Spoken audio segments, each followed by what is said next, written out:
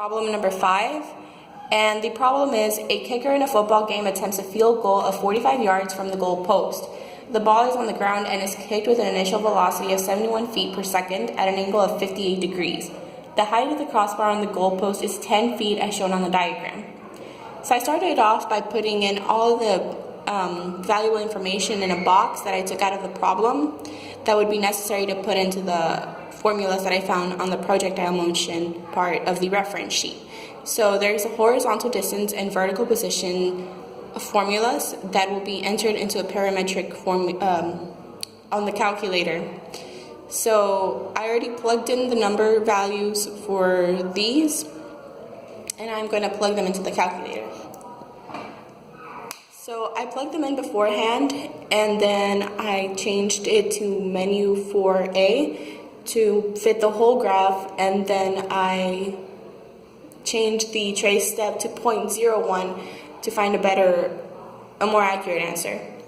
So I already traced it to 135x, and the y is 10.5, meaning that the ball went over the goal post. So it would look like this, because it went over the goal post at 10 feet, since the value is 10.5 at y. Therefore, the answer would be C, because it passes over the crossbar.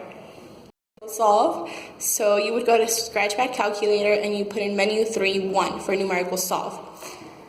I already did that, and I plugged in the first one to find the value of t, which is time. So I put in 135 in place of the x from the horizontal distance formula. And once I put that in, I looked for t. The t was 3.58 and so on. And then I plugged in the t value to find the y value.